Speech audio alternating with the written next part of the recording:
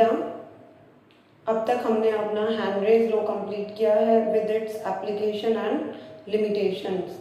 आज हम अपना सेकेंड न्यूमेरिकल करेंगे और चैप्टर को आगे कंटिन्यू करेंगे। तो बेटा आपका जो न्यूमेरिकल है वो बोर्ड पे है।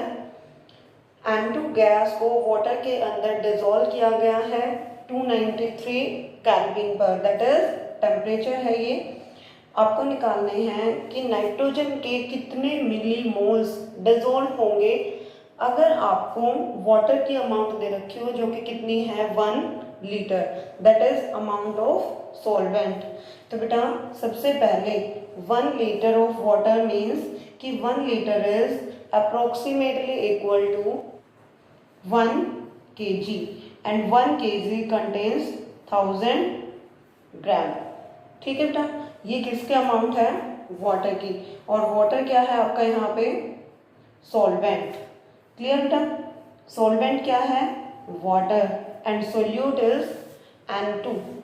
अब बेटा देखो पार्शियल प्रेशर आपको दिया हुआ है बार में, KH किस में दिया हुआ है किलो बार में, तो आप KH को कन्वर्ट करेंगे बार में, तो किलो से अगर आप बार में कन्वर्ट करते हो it will be multiplied by 1000 और 10 raised to the power 3, it will comes 76480 bar.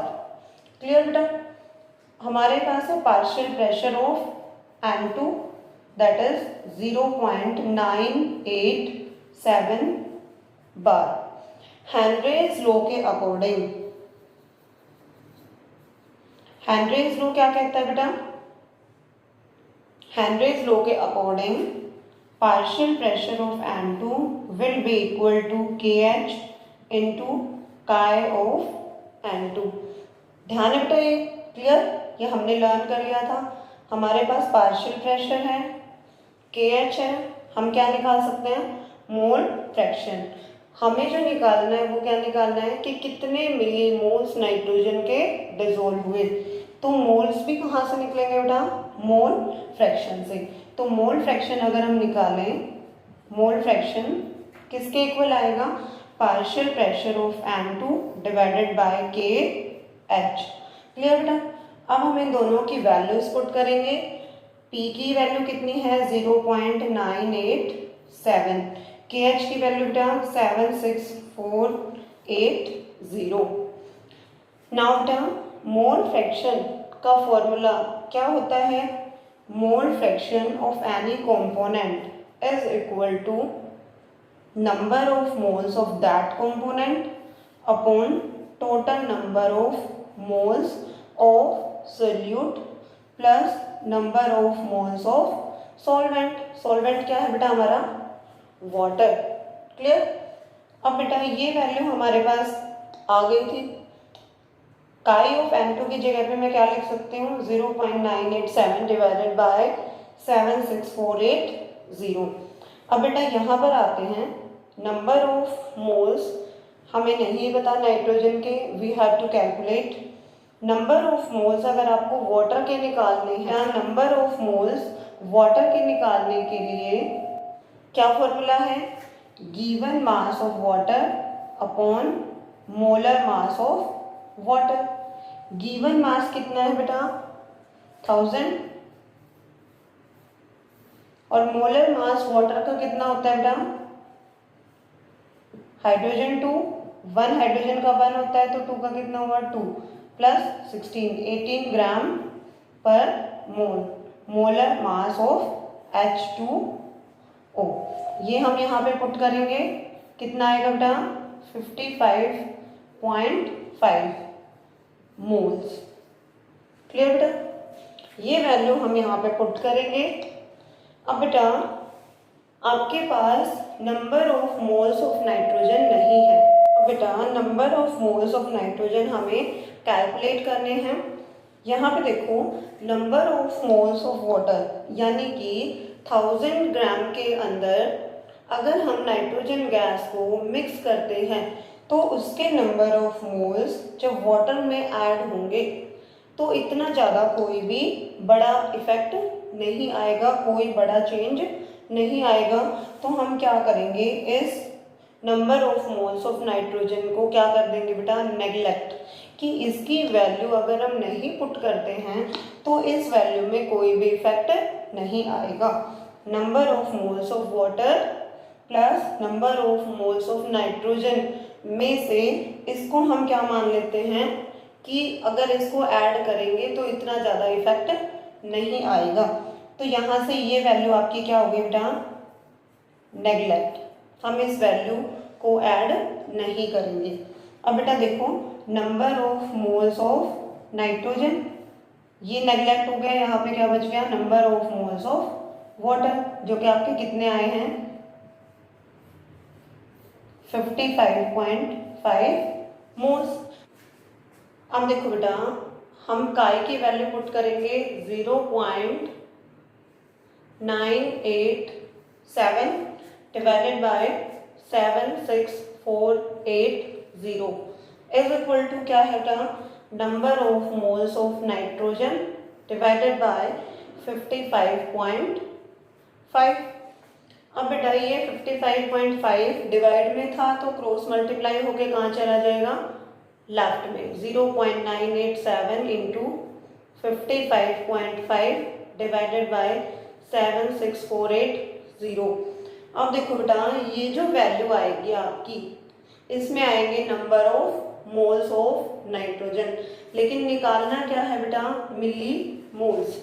Milli moles निकालने के लिए आपको पता होना चाहिए कि 1 mole is equal to 10⁻³ millimoles या फिर 1000 मिली मोल्स। तो इस वैल्यू को हम कितने से मल्टीप्लाई करेंगे कि हमारी वैल्यू किस में आए, मिली मोल्स में। तो बेटा it will be multiplied by 1000। इस वैल्यू को आप सोल्व करेंगे तो ये आ जाएंगे नंबर ऑफ मिली मोल्स। ये वैल्यू आएगी बेटा आपकी 0.716 मिली मोल्स। क्लियर बेटा, किसके, नाइट्रोजन के। ओके, नाउ बेटा हम आते हैं अपने नेक्स्ट टॉपिक पर, जो कि हमारा चल रहा था solubility of a gas in liquid. तो कंप्लीट हो गया है, but solubility of a solid in liquid, ठीक है बेटा। सोल्यूबिलिटी ऑफ, ठीक है बेटा, लिक्विड सॉल्यूशन का मतलब क्या है यहाँ पर कि आपका सॉल्वेंट क्या है बेटा, लिक्विड। क्लियर, और आपको जो सोल्यूट ऐड करना है वो क्या है, सॉलिड। पर क्या करना है कि कोई भी एक सॉलिड प्रेजेंट होगा जो कि सोल्यूट की तरह काम करेगा, हमें उस सॉलिड को या सोल्यूट को ऐड करना है किसमें, लिक्विड सॉल्वेंट में। जैसे कि हम सॉल्ट ऐड करते हैं या फिर कैल्शियम हाइड्रोक्साइड ऐड करें, KMnO4 ऐड करें, ये सब क्या है, सॉलिड सोल्यूट। और किस में जाएंगे, ये लिक्विड सॉल्वेंट के अंदर डिजोल्व होने के लिए हम इनको क्या करेंगे, ऐड करेंगे। ठीक है बेटा, तो इससे पहले हमने गैस की सोल्यूबिलिटी को अफेक्ट करने वाले फैक्टर्स को स्टडी किया था। तो इस केस में भी हम क्या करेंगे कि सॉलिड को अगर हम ऐड करेंगे तो कौन कौन से फैक्टर अफेक्ट करेंगे। इस टर्म पर जाने से पहले बेटा सोल्यूबिलिटी को एक बार फिर से रिकैप कर लेते हैं, that what is solubility. 100 gram solvent के अंदर कितना सोल्यूट हम ऐड कर सकते हैं, दैट इज सोल्यूबिलिटी। तो जितने ग्राम सोल्यूट ऐड हो सकता है किसी भी लिक्विड सॉल्वेंट में, वो क्या होगी, उसकी सोल्यूबिलिटी। और ये डिपेंड करेगी कि उसकी कितनी टेंडेंसी है उसके अंदर डिसॉल्व होने की। जिसका डिसोल्यूशन जितना ज़्यादा होगा, यानी कि जो जितना जल्दी डिसॉल्व होगा, उसकी सोल्यूबिलिटी उतनी ही ज़्यादा होगी। तो बेटा 3 तरह के सॉल्यूशन होते हैं, saturated solution,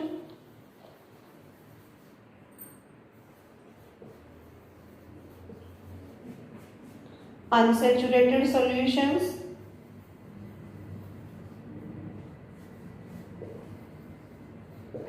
and supersaturated solutions।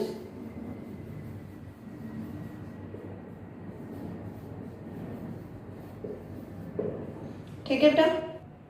अगर हम बात करें सैचुरेटेड सॉल्यूशन की, तो किसी भी लिक्विड के अंदर अगर हम कोई भी सॉलिड सोल्यूट ऐड करते हैं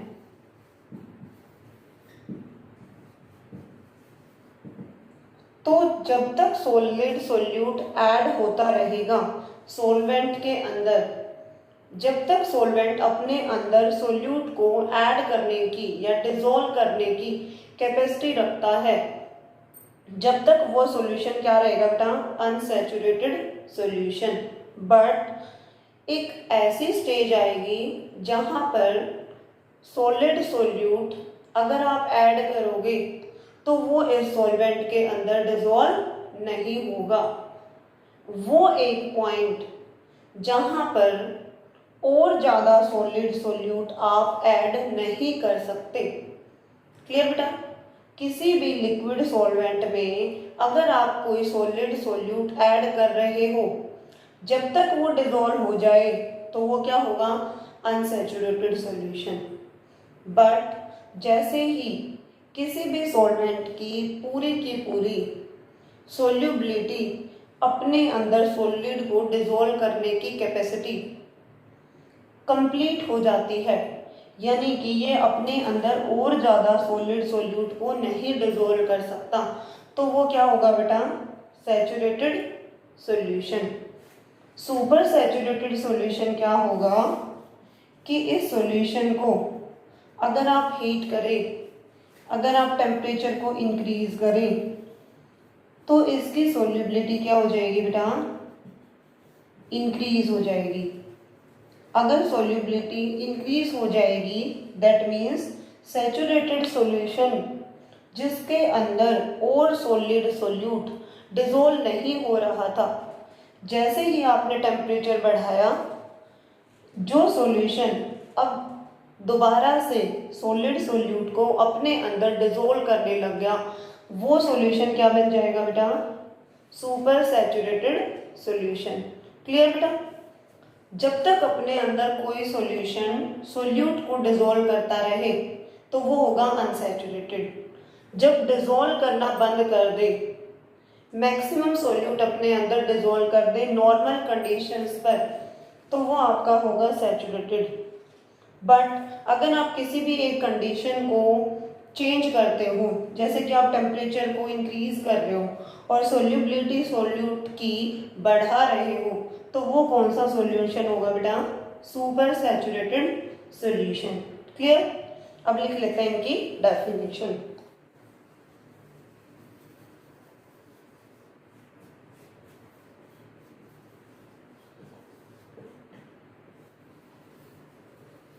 These are the types of solutions in which no more solute can be added। ठीक है बेटा। वो सॉल्यूशंस क्या होंगे, सैचुरेटेड। अनसैचुरेटेड सॉल्यूशन बेटा, type of solutions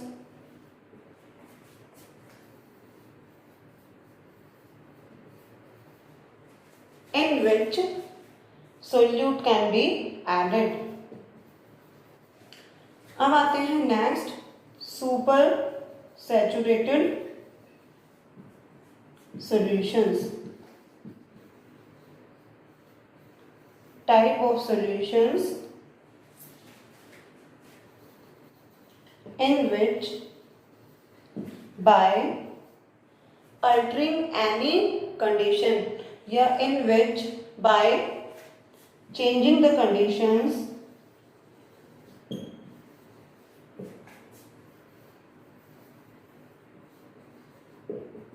like temperature or pressure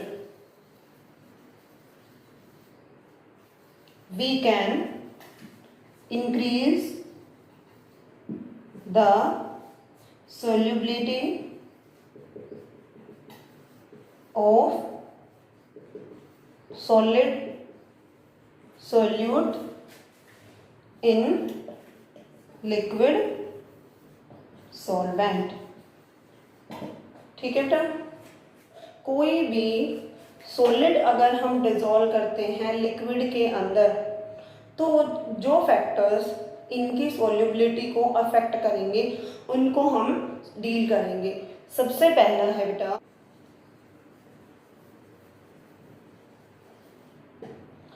कि अगर हम किसी भी सॉल्यूट को लिक्विड सॉल्यूशन में अगर डिसॉल्व कर रहे हैं तो उसकी सॉल्युबिलिटी इंक्रीज होगी या डिक्रीज होगी अगर हम टेम्परेचर को कम या ज़्यादा करें। कुछ रिएक्शंस ऐसी होती हैं जो एंडोथर्मिक होती हैं, जिनमें हीट चाहिए होती है रिएक्शन को प्रोडक्ट तक पहुंचाने के लिए, रिएक्टेंट को प्रोडक्ट में कन्वर्ट होने के लिए अगर एनर्जी एब्जॉर्ब करनी पड़े तो वो होती है एंडोथर्मिक रिएक्शंस।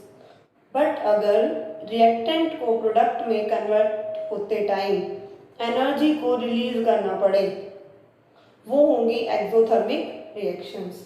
मींस वो रिएक्शन जहां पर हीट एब्जॉर्ब हो एंडोथर्मिक, जहां पर हीट रिलीज हो प्रोडक्ट में वो क्या होंगे एक्सोथर्मिक। तो बेटा टेम्परेचर दोनों रिएक्शन को अलग अलग इफेक्ट करेगा, समझे बेटा। अगर कोई भी रिएक्टेंट खुद ही एनर्जी को एब्जॉर्ब करना चाहता है कि वो प्रोडक्ट में कन्वर्ट हो जाए, दैट मीन्स एंडोथर्मिक रिएक्शंस के लिए अगर हम बात करें तो जिस रिएक्टेंट को हीट चाहिए और आप उसको हीट दे दोगे तो उसके लिए इजी हो जाएगा रिएक्टेंट को प्रोडक्ट में कन्वर्ट करना। That means reaction will go forward direction. ठीक है बेटा, लेचेट-लेयर प्रिंसिपल यही कहता है कि अगर आप एंडोथर्मिक रिएक्शन में टेम्परेचर को इंक्रीज करते हो तो रिएक्शन कहाँ जाएगी बेटा, फॉरवर्ड डायरेक्शन में। क्लियर। तो एंडोथर्मिक रिएक्शन के लिए अगर आप टेम्परेचर इंक्रीज करोगे तो सोल्यूबिलिटी भी क्या होगी, इंक्रीज होगी। सॉलिड को लिक्विड सॉल्वेंट में डिसॉल्व होने के लिए टेम्परेचर अगर आप इंक्रीज करोगे एंडोथर्मिक रिएक्शंस के लिए तो वो क्या होगी बेटा, कंडीशन फेवरेबल। क्लियर। बट अगर एक्सोथर्मिक रिएक्शंस की हम बात करें जहां पर हीट ऑलरेडी रिलीज हो रही है तो लेचेट-लेयर प्रिंसिपल के अकॉर्डिंग जो प्रोडक्ट बने थे अब वो प्रोडक्ट वापस बैकवर्ड डायरेक्शन में शिफ्ट करेंगे अपने आप को। तो बेटा अगर एक्सोथर्मिक रिएक्शन में आप टेम्परेचर इंक्रीज करोगे जो कि अनफेवरेबल कंडीशन है, समझे बेटा, कि रिएक्शन बैकवर्ड डायरेक्शन में आपकी जा रही है, तो उस टाइम पर आप टेम्परेचर को अगर डिक्रीज करोगे तो रिएक्शन फेवरेबल होगी। एक्सोथर्मिक रिएक्शन के लिए टेम्परेचर का इंक्रीज करना क्या है बेटा, अनफेवरेबल कंडीशन। मीन्स टेम्परेचर को इंक्रीज करना सोल्यूबिलिटी को इंक्रीज करेगा, लेकिन क्या होना चाहिए, रिएक्शन एंडोथर्मिक। एक्सोथर्मिक के लिए ये कंडीशन टेम्परेचर को इंक्रीज करने वाली कंडीशन फेवरेबल नहीं है। एक्सोथर्मिक रिएक्शन में टेम्परेचर जितना कम होगा सोल्यूबिलिटी सॉलिड की लिक्विड के अंदर उतनी ही ज्यादा होगी। क्लियर बेटा। एंडोथर्मिक रिएक्शन के लिए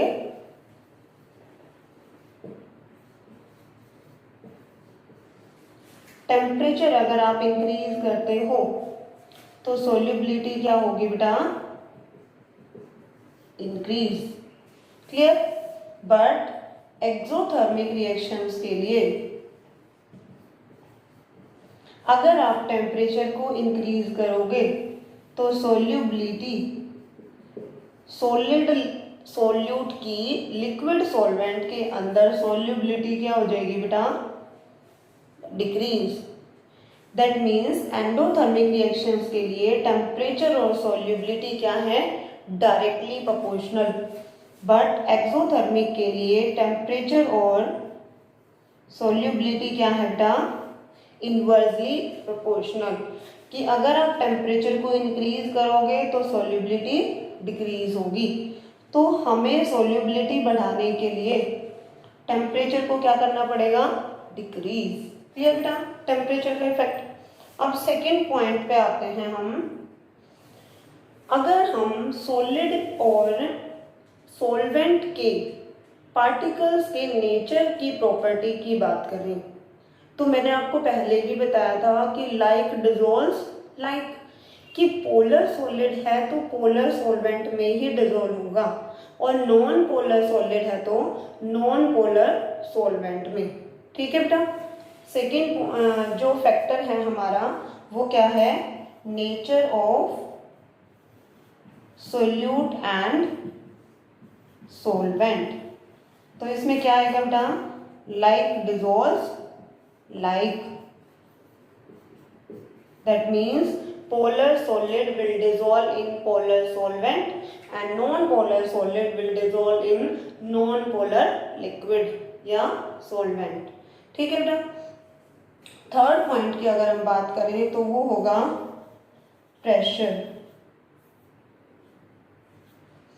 प्रेशर की अगर आप सॉलिड के ऊपर पावर देखते हो या प्रेशर कितना सॉलिड को इफेक्ट करता है, तो सॉलिड के पार्टिकल बेटा ऑलरेडी बहुत ज़्यादा क्लोज होते हैं।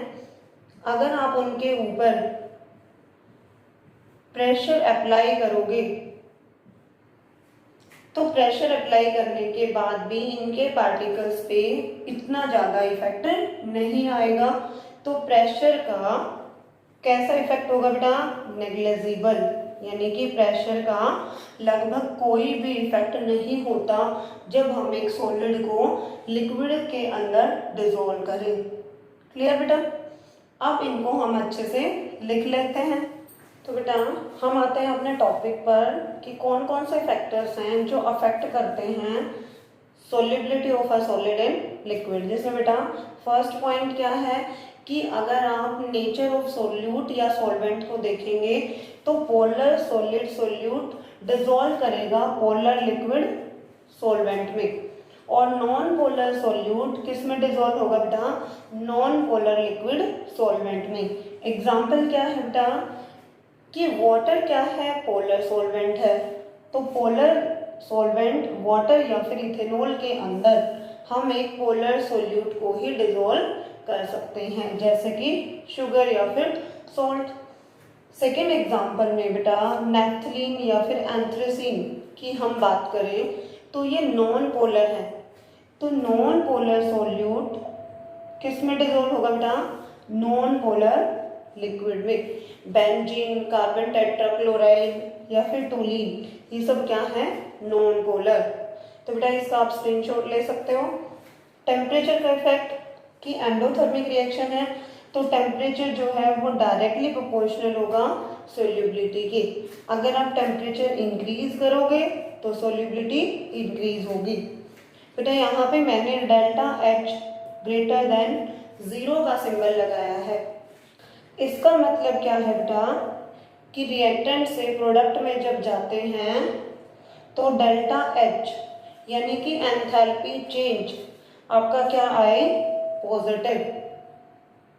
अगर रिएक्टेंट की एंथैल्पी जैसे बेटा रिएक्टेंट को हम कन्वर्ट कर रहे हैं प्रोडक्ट में, तो रिएक्टेंट की जो एंथैल्पी है, मान लिया हमारे पास रिएक्टेंट की जो एंथैल्पी है दैट इज HR, जो मान लिया हमने 10 किलो जूल है।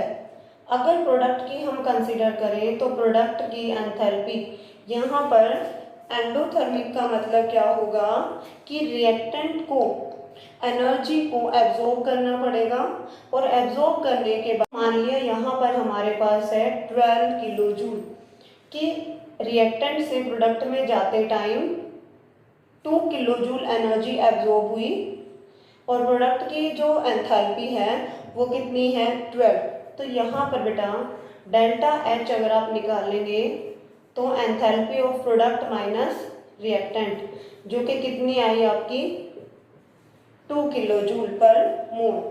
तो बेटा यहाँ पर ये जो वैल्यू आई ये किस में आई है, पॉजिटिव में, और ये क्या है, ग्रेटर देन 0, इसलिए हमने ये सिंबल यहाँ पर इंट्रोड्यूस किया है। इसी में सेकेंड पॉइंट क्या बन जाएगा बेटा, for exothermic reactions temperature is inversely proportional to solubility. यहाँ पर आप क्या लिखेंगे, एक्सोथर्मिक, यहाँ पर क्या लिखेंगे, इनवर्सली प्रोपोर्शनल। और डेल्टा एच यहाँ पर क्या हो जाएगा बेटा, लेस देन 0।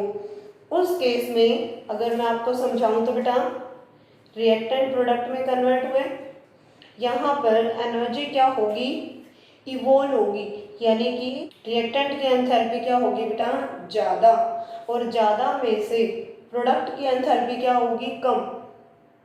ये हो गई आपकी 12 किलो जूल पर मोल, और एंथैल्पी ऑफ प्रोडक्ट मान लिया हमने 10 किलो जूल पर मोल।